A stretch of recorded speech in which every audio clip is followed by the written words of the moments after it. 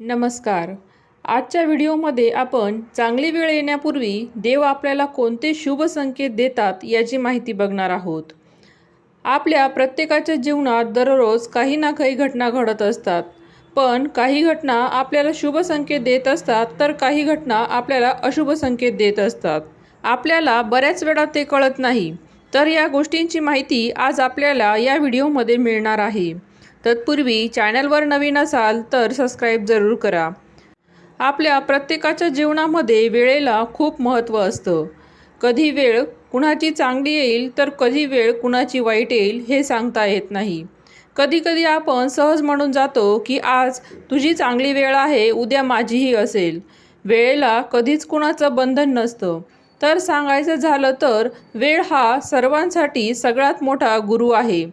जीवनामध्ये वेळेला खूप महत्त्व असतं. कितीही श्रीमंत व्यक्ती असला आणि त्याच्यावर जर वाईट वेळ आली तर त्यावेळेस समोर त्या व्यक्तीला झुकावंच लागतं. आजवर तुम्ही सुद्धा कितीतरी व्यक्तींना बघितलं असेल जो राजाचा रंक होताना किंवा रंकाचा राजा होताना. मग आपण सुद्धा म्हणतो की वेळेपुढे कधीच कुणाचं चालत नसतं. एकेकाळी या लोकांचा काय थाट होता आणि आज बघा त्यांच्यावर काय वेळ आलेली आहे. थोडक्यात काय तर कोणतीही अशी व्यक्ती नसते ज्याचं बालपण, तरुणपण, म्हातारपण हे एकसारखंच असतं. कधीकधी व्यक्तीचं बालपण खूप कष्टामध्ये असतं तर प्रौढपण हे मजेत असतं. तर काही व्यक्तींच्या बाबतीत हे बालपण हे खूप कष्टाचं असतं तर प्रौढपण हे नक्कीच आनंददायक असतं. निसर्ग हा नेहमी आपल्याला काही ना काही संकेत देत असतो ज्याद्वारे आपल्याला आपल्या जीवनामध्ये येणाऱ्या घटनांचे संकेत मिळत असतात. तर या गोष्टी कोणत्यात हे आपण काळजीपूर्वक लक्ष दिलं तर या संकेतांना समजून घेतलं तर आपल्याला नक्कीच समजतील. असे काही संकेत असतात की ज्यामुळे तुम्हाला समजते की तुमची वाईट वेळ संपत आलेली आहे, समस्या अडचणी संपणार आहे आणि तुमचा चांगला काळ सुरू होणार आहे. पहिला शुभ संकेत म्हणजे जेव्हा तुम्ही देवाजवळ दिवा लावतात मग तो तुम्ही सकाळी लावा अथवा संध्याकाळी लावा. दिव्याच्या वातीत जर फूल तयार झालं तर समजून घ्यावं तुमची जी वाईट वेळ आहे ती संपणार आहे. याचा अजून एक अर्थ असा होतो की आपल्या इष्टदेवाची कृपा आपल्यावर झालेली आहे. आपण भगवंताची जी काही उपासना करत आहोत ती भगवंतापर्यंत पोहोचत आहे आणि भगवंत आपल्यावर खूप प्रसन्न झालेला आहे. दिव्यात फूल हे दररोज बनत नाही, हे फूल कधीतरी दृष्टीस पडत असते. दिवा आपण दररोज लावतो, मग हे फूल का दररोज बनत नाही असा प्रश्न अनेकांना पडतो. मग देवाची कृपा आपल्यावर नाही का, भगवंतांनी आपले पूजन स्वीकारले नाही का असे अनेकांना वाटत असते. परंतु भगवंत कोणत्याही प्रकारचे संकेत हे आपल्याला दररोज देत नाही. 2-4 दिवसात, आठवड्यात, महिन्यात भगवंत आपल्या प्रसन्नतेचे संकेत आपल्याला देत असतात. म्हणून दिव्यात फूल तयार झाले नाही तर नाराज होण्याचे काही कारण नसते. दिव्यामध्ये फूल बनेल तेव्हा तुम्ही समजून जायचं आहे की तुम्ही देवाकडे जी काही इच्छा मागितली आहे ती प्रार्थना मनोमन तुम्ही देवाजवळ करत होता ती पूर्ण होणार आहे. तुमचा वाईट काळ आता संपणार आहे, तुमच्या इच्छा पूर्ण होणार आहेत. दुसरा संकेत म्हणजे कधीकधी आपण सकाळी उठलो की आपल्याला अतिशय उत्साही वाटत असतं. आपल्याला अचानक आनंदी असल्यासारखं वाटतं बघा. दररोज आपल्याला असं वाटत नाही की उठल्या उठल्या आपल्याला खूप फ्रेश वाटतंय. कधीकधी आपल्याला खूप आळस देखील येत असतो, कंटाळवाणा वाटत असतं. पण कधीकधी जर तुम्ही उठले, तुम्हाला फ्रेश उत्साही वाटत असलं तर तुम्ही समजून जा तुम्ही जे काही काम त्या दिवशी हातात घेतलं आहे ते पूर्ण होणार आहे. त्या कामामध्ये तुम्ही नक्की सफल होणार आहात. तर तुम्ही हा एक तुमच्यासाठी शुभ संकेत आहे असं देखील तुम्ही समजून घ्यायला हवं. यानंतरचा पुढचा शुभ संकेत आहे, प्रत्येक पूजेमध्ये आपण देवी देवतांना नारळ चढवत असतो. नारळ हे शुभतेचे प्रतीक मानले जाते. पण कधीकधी आपण देवाला दिलेला नारळ फोडल्यानंतर तो खराब निघतो. त्यामुळे आपल्या मनात अनेक शंका निर्माण होत असतात. बऱ्याच जणांना खराब नारळ पाहून वाईट वाटत असते. काही जणांना असे वाटते की देवाचा कोप तर झाला नाही ना, देव आपल्यावर प्रसन्न झालेले नाही असं देखील वाटत असतं. परंतु हिंदू धर्मामध्ये खराब नारळ निघाल्यावर अजिबात अशुभ मानलं जात नाही. नारळ खराब निघाल्यामुळे आपल्या जीवनात अनिष्ट गोष्टी अजिबात घडणार नाही आणि म्हणूनच आपण वाईट वाटून घेता कामा नये. नारळ खराब निघणे ही एक शुभ गोष्ट आहे. जेव्हा नारळ खराब निघतात तेव्हा देवाकडून आपल्याला शुभ संकेत मिळत असतात. हे संकेत समजून घेणे आपल्याला खूप महत्त्वाचे असते. जर फोडलेला नारळ खराब निघाला तर असे म्हणतात की देवाने तो प्रसाद म्हणून स्वतः ग्रहण केलेला आहे. जर तुमच्या मनामध्ये काही इच्छा असतील तर त्या लवकरात लवकर पूर्ण होतील असा त्याचा अर्थ होतो. तसेच तुमचे एखादे काम काही दिवसांपासून अडकलेले असतील तर ते तुम्हाला लवकरात लवकर पूर्ण होतील असे त्याचे संकेत असतात. एखाद्या पूजेमध्ये नारळ फोडलं म्हणजे वाढवलं आणि खोबरं जर व्यवस्थित निघालं तर तो प्रसाद म्हणून एकट्याने न खाता सगळ्यांमध्ये तो वाटावा. शक्य झाल्यास मंदिरामध्ये जाऊन तो प्रसाद तुम्ही जी लोक तुम्हाला दिसतील त्या भक्तांना हा प्रसाद म्हणून नक्कीच द्यावा.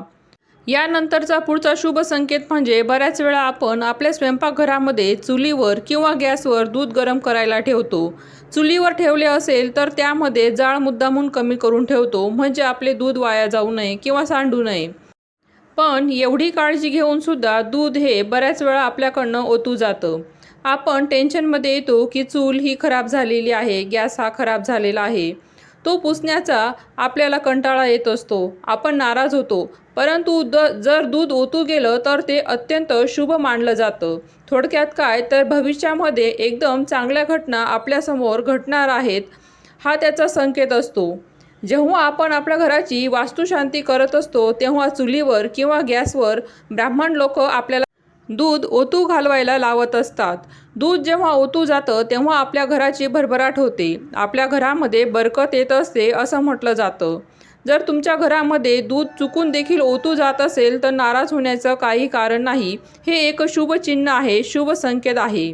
यानंतरचा शुभ संकेत असा आहे की जेव्हा तुम्ही सकाळी कोणत्याही वेळे काही कामानिमित्त घराबाहेर पडतात आणि तुम्हाला एखादा सफाई कामगार दिसतो, तो साफसफाई करताना दिसतो, एखादी व्यक्ती झाडू मारताना दिसते, तेव्हा समजून जायचं आहे की तुमची अडकलेली कामे पूर्ण होणार आहे. तुमच्यासाठी शुभ संकेत असतो.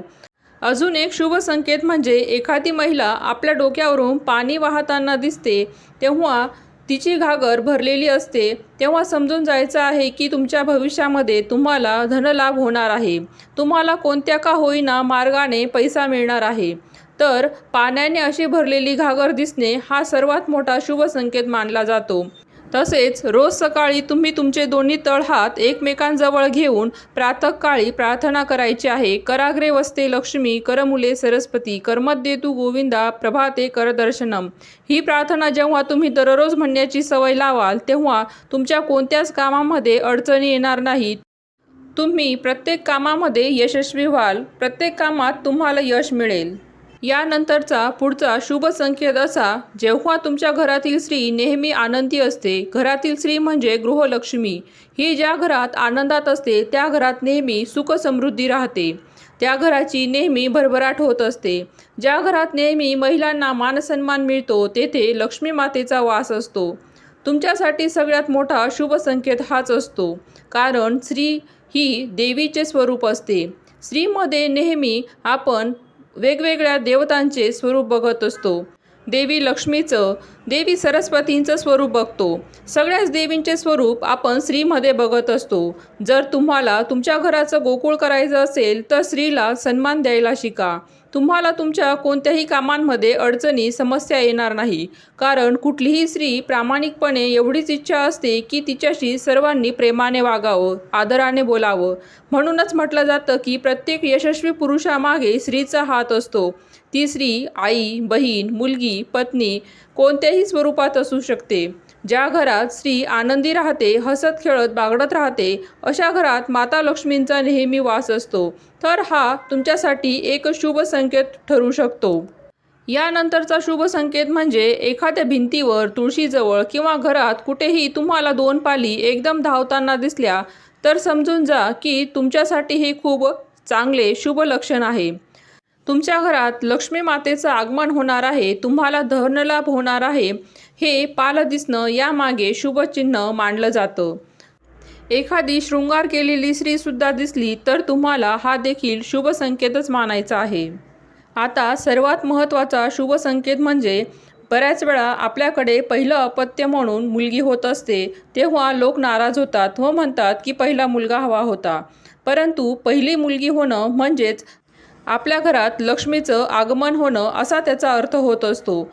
तुमच्या घरामध्ये बरकत येते, धनाची सुद्धा आगमन होत असते, हे विसरू नका. आशा आहे व्हिडिओमध्ये दिलेली माहिती तुम्हाला आवडली असेल तर लाईक करा, शेअर करा, सबस्क्राईब करा. धन्यवाद.